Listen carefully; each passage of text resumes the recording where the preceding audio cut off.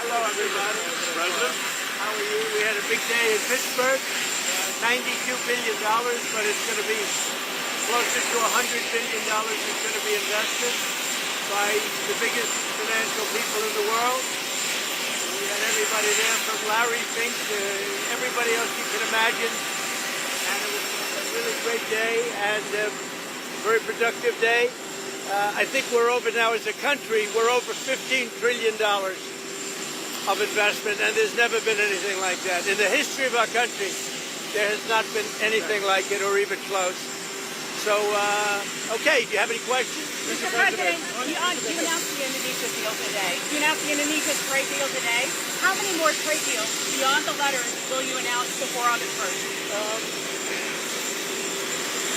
We're working on probably 5 or 6. Of the 5 or 6, I'm not sure I really want to do them. You know, you want somebody that knows how to negotiate. But we'll probably have 2 or 3. You know, we insist on opening up the country, which is a big deal. Indonesia was great. He's a great president. And we made a terrific deal where they opened up the entire country to trade with the United States. We weren't allowed to go in and trade. I think something similar will happen with I would say, India. And we have a couple of others. But I have to tell you, for the most part, I'm very happy with the letters. You know, the letters are a deal. You know, I can't explain it any better. The letters are a deal. The press doesn't want to pick that up. But I will veer from those deals on occasion when somebody is willing. Like if Japan would open up their country. They don't do that. They just don't do that. And I don't either. I don't subscribe to it one way or the other. But they won't do that. So we might just stick with the letter. South Korea is inclined to maybe do that, so we'll let you know. But we have letters out. Every time I send out a letter, essentially that's a deal. Mr. President, on the date you gave August 1st, but the date that you gave of August 1st, right. Why stick with the date if you're saying that payments start on August 1st. The only thing that's really sacred about August 1st is that's when payments start. So they have to start paying billions of dollars to you and people. Are you a citizen of the country? Yes, all right, good. You'll be very happy because you're going to be getting a lot of money. Just like they found a budget surplus. We have a budget surplus of $25 billion. Everyone said, how did that happen? It hasn't happened in many years.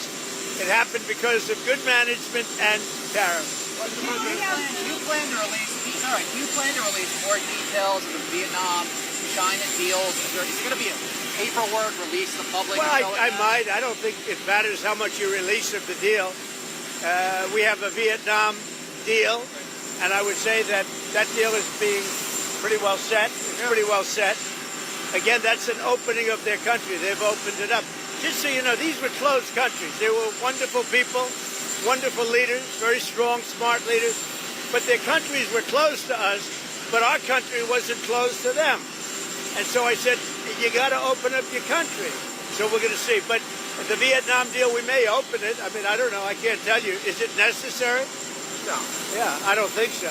Mr. President, on Ukraine, why did you settle on giving Putin another 50 days? It seems like he's had a lot of time to show he wants peace. I don't think it's a long time. I think really the question should be asked, why did Biden get us into that ridiculous war? Why did Biden bring us there? That should never, ever have happened, that war. This is Biden's war. I'm just trying to end it because we're saving a lot of lives. Why do you think his opinion will change in 50 days when it hasn't over the last? Well, a lot of opinions change very rapidly. Might not be 50 days. Might be much sooner than 50 days. Well, to that end, when do you think the first Patriot missiles, some of these weapons that our allies will buy? They're already being shipped. From what countries? They're coming in from Germany and then replaced by Germany, and in all cases, the United States gets paid back in full. So what's happening, as you know, is the European Union, if you look, mostly European Union stuff, but let's put it in the form of NATO. It's very similar. But NATO is going to pay us back for everything. In some cases, we're going to be paid back by countries of the European Union directly. Are we starting to see those? But we're always getting our money back in full. So we're not going to have any more investment to make. We're getting our money back in full. And if we can make a deal, that'd be great. We're saving 5,000 or 6,000 soldiers a week. They're Russian and they're Ukrainian soldiers. They're not American soldiers. And we won't have boots on the ground. but it's a shame. 5,000. Last week they say 7,100 soldiers, both Russian and Ukraine, were killed. Can I ask you about Iran? Have you seen any progress in talks with Iran? We haven't really heard about that in a while. Well, they want to talk. I'm in no rush to talk. They would like to talk. I'm in no rush to talk because we obliterated their site. They'd have to start all over. In fact, it's obliterated to the point that it's not usable anymore. They'd have to pick a different mountain.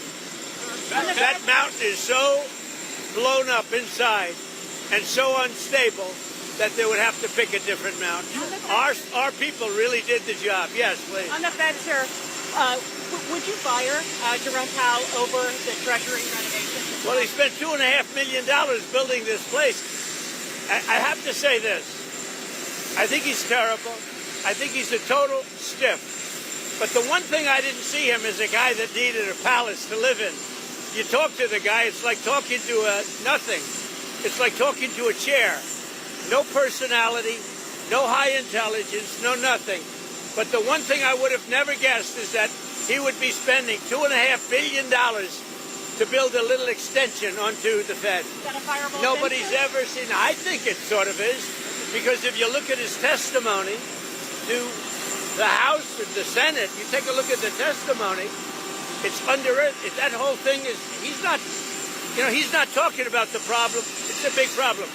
$2.5 billion, and that's $2.5 billion now. That's going to be a lot more money than $2.5 billion to expand, and with all of that to house thousands of people to give him information, and yet out of the 71 economists, and they included me and one other person got it right. I got it right, and one other genius got it right. They had everybody else was wrong. 69 were wrong, and 2 were right. I was one of them. And I don't have a lot of people. I have Howard. I have Doug. I have a few people. He has thousands of people, and he got it wrong. No, I think when you spend $2.5 billion on really a renovation, I think it's pretty disgraceful. Chair, sir. Have you spoken to President Putin since your announcement yesterday? No, I have not. Do you think when you speak to him on the phone, does he say that he wants peace? Yeah, What is he does. What is he saying? He says he wants peace. He does.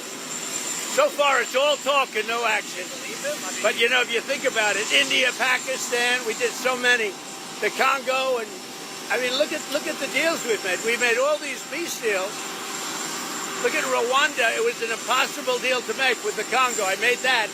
I made all of these deals, Serbia, Kosovo, and here's the one deal. And actually, Vladimir called me up. He said, I'd love to help you with respect to making a deal with a couple of them, like Iran. I'd love to help you. I say, Vladimir, I only want to help with one deal, Russia, because you're the only deal that we're not doing too well on. He oftentimes he said, no, he wants peace. And I think he does. I hope he does. We're going to find out soon. And it could be before the 50 days. Mr. President, twice yesterday, when you were talking about this, you mentioned conversations you had with the First Lady after talking with President Putin. Has she influenced your thinking on this at all? She's very smart. She's very neutral. She's very neutral in a sense. She's sort of like me. She'd like to see people stop dying.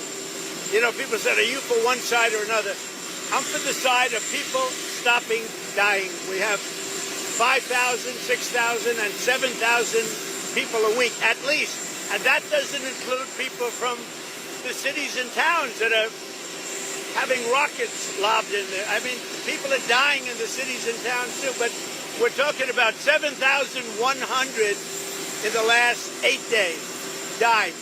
And I'm for stopping that. On the Fed chair, sir, is Scott Bessent, your Treasury Secretary, your number one option whenever Jerome Powell leaves? Or well, he's an option. Is he your top and he's option? very good. Well, he's not, because I like the job he's doing. Right. That's why he's not. You couldn't do both, sir? I'd like the job. I don't know if he was on the plan. Was he on the plan? I don't know. Maybe he wasn't. But I do like the job he's done. Right.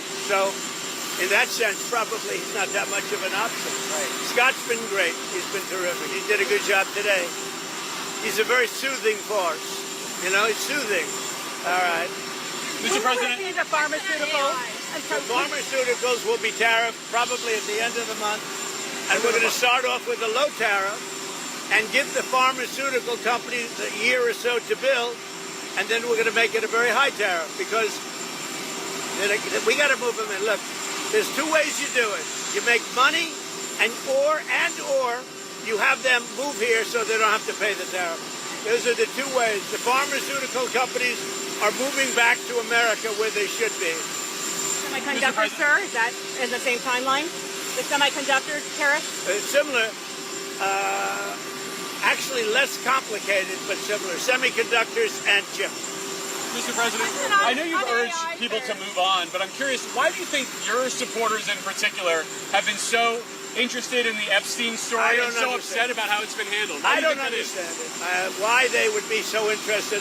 He's dead for a long time. He was never a big factor in terms of life. I don't understand what the interest or what the fascination is. I really don't. And the credible information's been given. Don't forget, we went through years of the Mueller witch hunt and all of the different things, the Steele dossier, which was all fake. All that information was fake. But I don't understand why the Jeffrey Epstein case would be of interest to anybody. It's pretty boring stuff. It's sordid, but it's boring. And I don't understand why it keeps going. I think really only pretty bad people, including fake news, want to keep something like that going.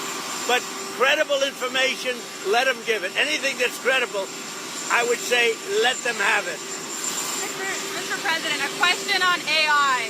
How do you want Americans to think about it? Are you concerned about job loss or privacy, or do you think this is the new technology? Well, it's interesting because we need jobs. We need a lot of people to work. You know, we're going to be building very shortly hundreds of factories, including AI. We're building a lot of car factories. They're all coming in from other countries now in order to avoid paying the tariffs. And we need people working. So if AI can help us with that, that's a positive. Because we're not going to have enough workers to take care of it if we don't create something. So whether it's robots or whether it's AI, we need somebody to take care of. Do you agree with that? I agree. So many jobs to build. I mean, think about it. $15 trillion. That's 5 million people working in these factories, building them great high-paying jobs in America that President Trump has brought back. So those jobs, of course, are in the wings. So let's go. Let's train America, and let's get it going. What do you think about that? What would you say about the job? Well, I think with AI, as Howard and the President said, we're going to need more workers in this country because President Trump is the greatest economic developer that this country's ever had. It's brought back this record amount of foreign direct investment and a record amount of U.S. investment going back into job creation. But the mix is going to change.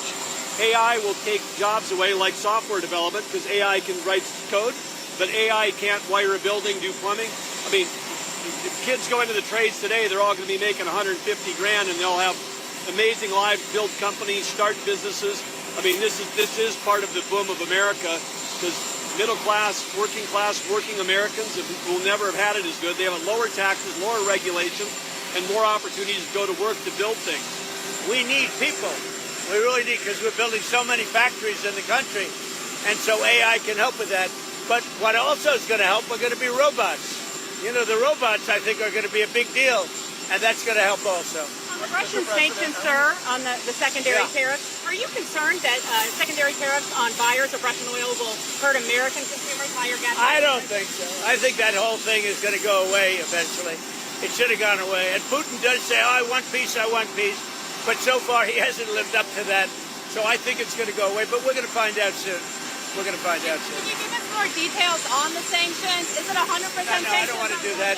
But they're very biting, they're very significant, and they're going to be very bad for the countries involved. I mean, they'll be very, very powerful and very bad for the countries involved.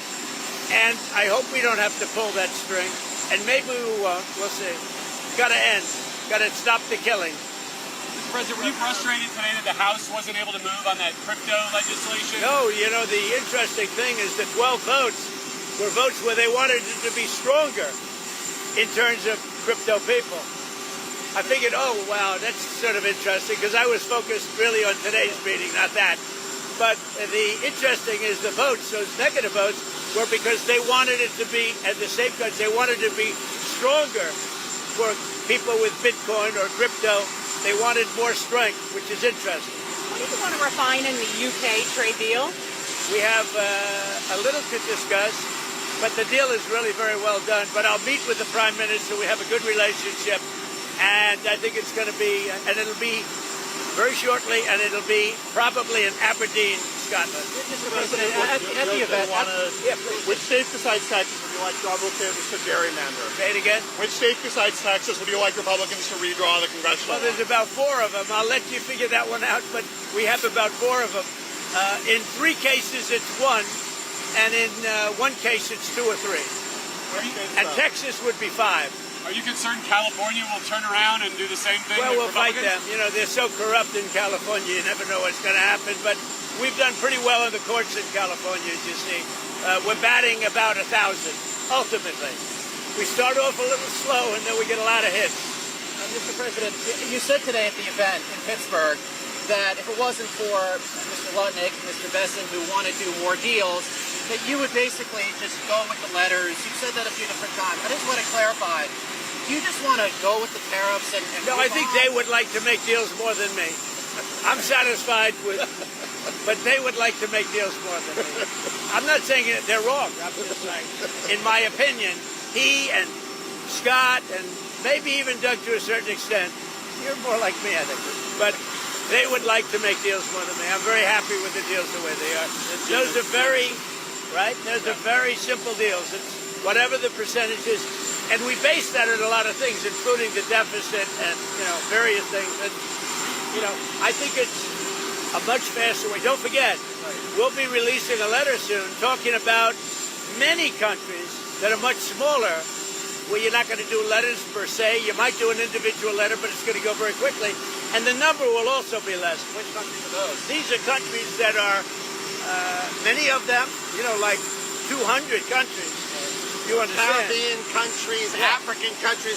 You have a huge amount of countries that are small, and the president's just going to deal with them sort of the way he thinks is the right way to deal with them. We'll probably set 1 tariff for all of them. Over 10%? Over 10% tariff? Probably a little over 10%, yeah. 15, 20? We don't do a lot of business, but we do, it's still significant. What about Israel, Mr. President? Is that related to your other, like the Gaza negotiations? Is that tied up in other issues? No, I think Israel's going to be fine. We had a great victory with Israel. That was a great, great victory. What we did with the B-2 bombers and all of that. And I never thought of it, but so many people are thanking me. They say no president had the guts to do it because, this has been going on for 25 years. In fact, when the pilots came to the Oval Office, they said, "Sir, we and our predecessors have been working on this attack for 25 years. Have a good time, everybody. Thank you, President. Thank you.